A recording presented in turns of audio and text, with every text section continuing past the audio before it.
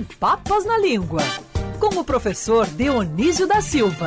Oferecimento Dr. Roberto Guida, cardiologista e clínico geral. Cuide da sua saúde. CRM 52494629. Ligue 24309063.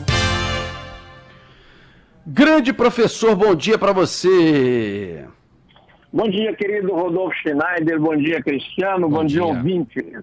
Professor Rodolfo, querido. Impressionante. Opa. Não diga, você ia falar impressionante o quê? Impressionante a audiência da Band News. Eu pego um carro ontem, no final da tarde, no Santos Dumont. Assim que eu digo algumas palavras, o motorista, que se chama Matheus, casado com Jéssica, daí já deu prosa, né? Falou, não perco nenhum programa, tá aqui ligado para dizer que não é mentira. Semana passada já falou sobre a origem da palavra piar. É impressionante. Um beijo para a Jéssica, um abraço para o Matheus também, enfim, correndo atrás do seu, né, no dia a dia. E também, professor Dionísio, além de você ser uma figura histórica da Band News FM, você tem esse teu tom de gaúcho, tchê. Sabe? Essa tua voz é inconfundível. É verdade, tchê, é verdade. Tchê. Só faltou o chimarrão no carro para ele ter certeza. Professor querido, você que ainda bem não é um robô e consequentemente tem sentimentos, enfim, traz pra gente com o seu faro em cima das notícias e das histórias, você traz com toda a emoção que você viveu cada coisa na sua vida, mas você vai trazer pra gente o significado da palavra robô. Eles estão cada vez mais próximos da nossa realidade, professor. No dia a dia, com o 5G, isso vai ficar ainda mais próximo. Mas de onde vem a palavra robô, professor? Rodolfo, concordando com você, com exceção dos endossos, que você é marcado por generosidade extrema, eu queria te dizer que eu dou assim um alerta aos ouvintes, né? Ao procurarem a origem de palavras e expressões, cuide-se que tal como tal como acontece com os jornalistas correspondentes de guerra, nas guerras, a primeira vítima é a verdade. O Brasil anda travando uma guerra danada na internet, também no terreno da etimologia. Então, nem sempre a palavra, Rodolfo, nem sempre a palavra para designar uma coisa nova pega. Às vezes, inclusive, por isso que é preciso pesquisar, né? Às vezes tem um pouco a ver com o que tem muito pouco a ver com a coisa é.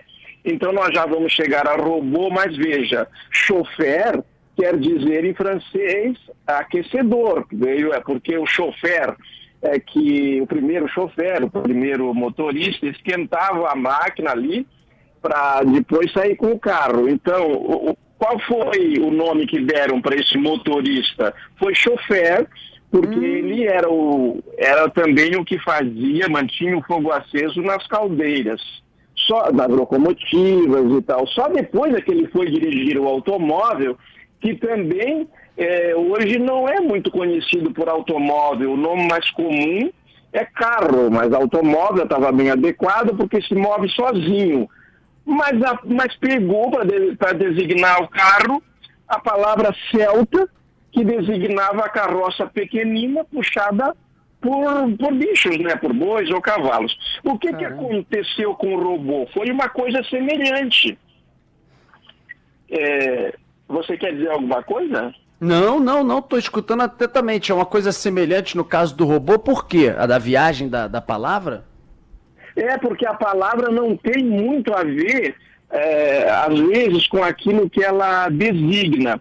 Essa palavra robô, ela surgiu pela primeira vez na língua tcheca, porque um dramaturgo chamado Karel Čapek, ele publicou em 1920 um romance que se chamava Os Robôs de Rossum. E o enredo é interessante, a história de um cientista muito competente que pega matéria orgânica sintética, descobre o segredo de criar máquinas assim parecidas com o homem, que são exploradas de uma forma assim muito cruel, como como escravos num campo de concentração, num trabalho forçado e tal. Sim. Então esses personagens deles se revoltam e dominam a humanidade e vão ameaçar, e começam a ameaçar a humanidade de extinção. O romance tem um final feliz, a humanidade se salva e tal. Daí ele escreveu o romance em tcheco e pegou uma palavra tcheca que era robotnik, que era baseado numa palavra... ele inventou essa palavra robotnik para o tcheco. Na verdade, sim, a palavra que existia em tcheco era robota, que quer dizer escravo, que é do mesmo étimo que deu Arbeit em alemão, que é trabalho. Mas quem popularizou mesmo essa palavra, Rodolfo, foi o físico americano, muito lido no Brasil, que publicou 500 livros, chamado Isaac Asimov, e ele criou também palavras, se não criou, popularizou, né? O robô, cibernética, informática, robótica, ele é um nome referencial nisso. Mas eu quero te contar uma historinha sobre a criação da palavra, posso? Claro, por favor. Então, esse autor, Rodolfo, como a gente, assim, eu sei porque eu escrevo, então às vezes faço isso, né? Chego, mostro o texto para alguém de confiança, um texto curto, digo, o que é que achou disso? E este criador da palavra Robotnik, que tinha criado ele não criou essa palavra, ele queria chamar o personagem desse cientista maluco que pegou matéria orgânica sintética para fazer máquinas semelhantes ao homem, ele queria chamar de labore. Labore, porque no latim labor é trabalho, né? Então, os personagens vão trabalhar forçado, ele ia chamar de labore. Ele tinha um irmão chamado José, o José disse, por que você não chama de robota? Porque eles não fazem trabalho porque querem, é forçado. E ele adotou daí ele criou o Robotnik, não aceitou nem o irmão, nem a língua nem a palavra que já havia na língua tcheca, né?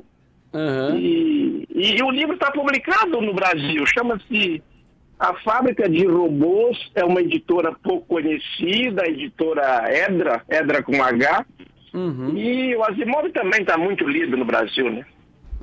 Demais.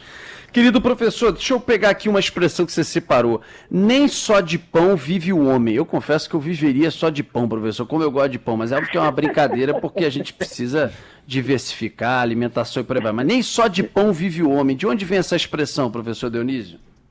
Essa expressão vem de um episódio evangélico, do Evangelho de Mateus, que aliás é objeto de páginas e páginas e páginas da teologia, porque Jesus está no deserto e o diabo vai lá tentá-lo. E é curioso, porque Jesus podia expulsar o diabo, vai te catar, sai daqui, né? Mas eles ficam conversando. Então, uma das primeiras tentações do diabo para Jesus, que está representada essas tentações em inúmeros quadros, imagens, né?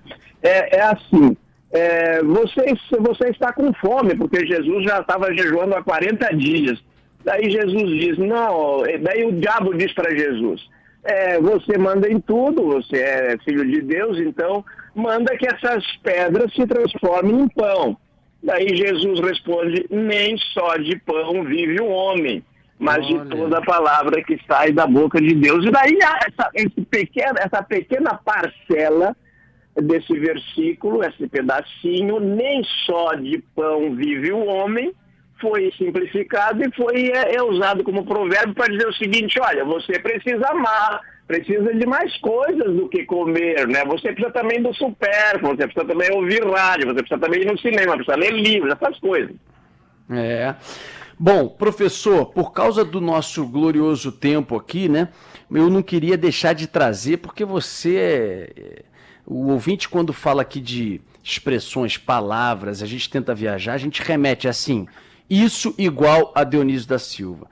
Então a gente lembra de você. Ontem a gente estava falando de algumas expressões, e uma delas que tem várias versões foi a esculpido em Carrara, ou você é cuspido e escarrado fulano de tal. Afinal, o que é certo, o que vale, como começou essa expressão? Quando eu for falar que alguém é igual a outrem, como é que eu falo, professor?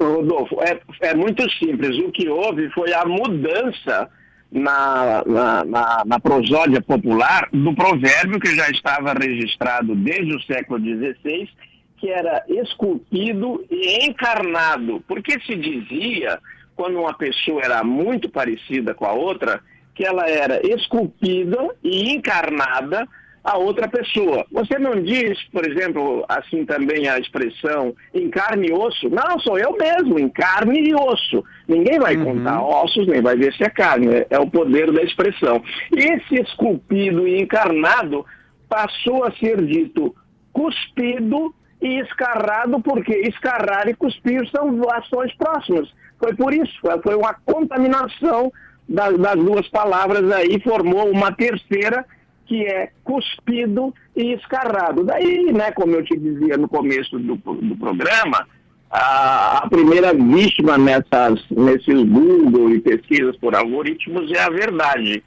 Então, começaram a inventar que é esculpido em mármores de Carrara. Ninguém diria de um sobrinho parecido, esculpido em mármore de Carrara. Não, é esculpido e encarnado a cara do pai. Depois ficou cuspido e escarrado. E, professor, eu, pelo horário, eu vou fazer o seguinte, até para já criar uma atração para a próxima quinta-feira. Eu queria que semana que vem você lembrasse também, falasse um pouquinho da expressão tudo como dantes no quartel de Abrantes, professor Dionísio. Pode ser? Numa linha pode, claro, e numa linha pode ser já, né? Quando Napoleão invadiu Portugal, o quartel de Abrantes estavam as forças lá reunidas. O Dom João VI não fez nada porque estava realmente fugindo, e daí as pessoas muito ansiosas perguntavam, como estão as coisas? Parece que os franceses entraram. Não, eu passei lá no quartel de Abrantes, tá tudo como Dantes no quartel de Abrantes, e pegou essa expressão para a prosódia portuguesa.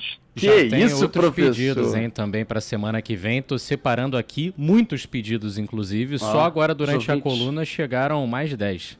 Os ouvintes te amam, Dionísio da Silva. Nós também. Que beleza sua. Você viaja, mas quando precisa ser certeiro, é certeiro. Variando sempre. Uma maravilha a tua coluna. Um abraço, professor. Até quinta que vem.